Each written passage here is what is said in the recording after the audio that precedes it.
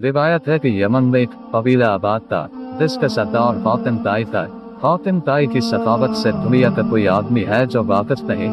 رسول کریم صلی اللہ علیہ وآلہ وسلم کے زمانے میں کچھ لوگ جب قید ہو کر آئے اور حضور پاک صلی اللہ علیہ وآلہ وسلم کو یہ پتہ چلا کہ ان قیدیوں میں حاتم طائی کے قبیلے کی ایک خاتون بھی ہے، تو حضور پاک صلی اللہ علیہ وآلہ وسلم نے ارشاد فرمایا خاتون کو رہا کر دیا جائے۔ خاتون کو جب رہائی کی نوید سنائی گئی تو اس نے یہ کہہ کر آزاد ہونے سے انکار کر دیا کہ میرے ساتھ قبیلے کے کچھ دوسرے افراد بھی ہیں۔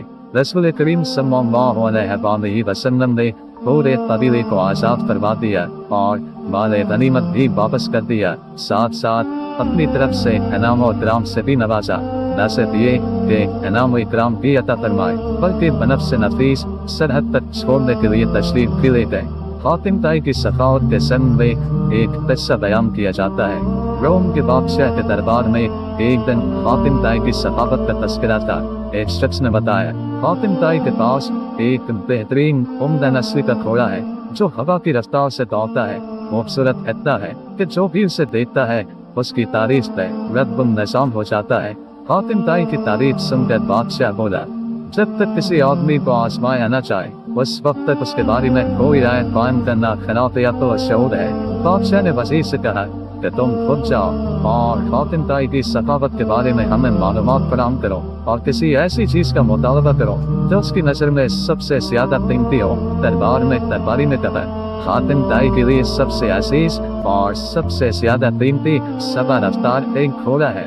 بادشاہ کو درباری کی یہ بات پسند آئی اور اس نے وزیر سے کہا تم خود حاتم طائی کے پاس جاؤ اور اس سے خود گھوڑا مانگو، اگر وہ گھوڑے کا اثار کر دیتا ہے تو حاتم طائی یقیناً صفی ہے۔ روم سے چلا یہ وفد منازل طے کرتا ہوا رات کے وقت حاتم طائی کے گھر پہنچا۔ جس وقت وفد وہاں پہنچا موسلادھار بارش ہو رہی تھی۔ کھپ اندھیرے میں بادلوں کی گرج ماحول کو خوفناک بنائے ہوئے تھے۔ ایسے خراب موسم میں گھر سے نکلنا بھی ممکن نہیں تھا۔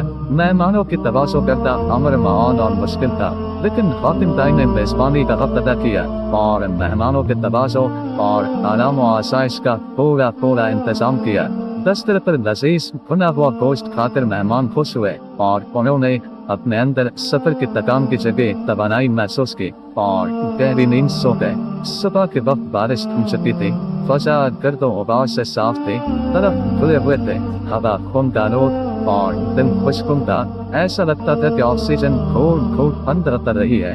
ناشتے کے دوران وزیر نے مہمان نوازی اور اظہار تشکر کرنے کے بعد اپنے آنے کا مقصد بیان کیا۔ کہا ہمارے بادشاہ کو آپ کے گھوڑے کے بارے میں کچھ بتایا گیا ہے۔ گھوڑے کی تعریف سن کر بادشاہ چاہتا ہے کہ آپ اپنا گھوڑا بادشاہ کی خدمت میں نظر کرتے۔ وزیر کی بات سن کر حاتم افسوس کے ساتھ ہاتھ ملنے لگا اور بہت افسردہ ہو کر بولا اگر آپ گھوڑا لینے ہی آئے تھے تو یہ بات آتے ہی مجھے بتا دینی چاہیے تھی، لیکن اب میں مجبور ہوں اس لیے کہ میرا پیارا گھوڑا اس دنیا میں نہیں ہے۔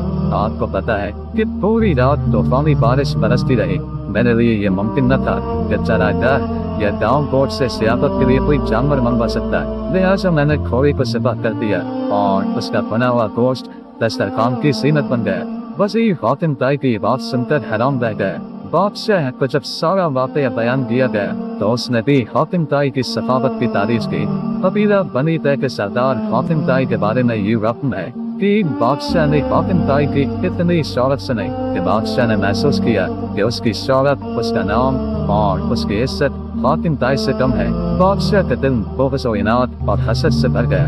اس کے دل میں یہ وسوسہ آیا کہ جب تک حاتم زندہ ہے مجھے حاتم سے زیادہ عزت شہرت نہیں ملے گی۔ تقریبی ذہن کو استعمال کر کے اس نے ایک مفسر، چالاک، جن پسند، لالچی اور کینہ طبیعت شخص کو اس بات پر معمور کیا کہ وہ حاتم کو قتل کر کے اس کا سر لے آئے۔ دہشت گرد کرائے کا قاتل یہ بے رحم شخص اپنے ترکش کو تیروں سے بھر کر اور تیز دھار تلواروں کو بیان میں رکھ کر اس ملک کی طرف روانہ ہو گیا جہاں حاتم طائی رہتا تھا۔ حاتم طائی کے علاقے میں پہنچ کر اس شخص کی خوش گفتار، خوش مزاج اور پرسکون شخص سے ملاقات ہوئی۔ یہ شخص کرائے کے قاتل کو مسافر سمجھ کر اپنے گھر لے گیا اور ایسی پیار اور خلوص سے اس کی تواضع کی کہ کرائے کا قاتل اس کا گرویدہ ہو گیا۔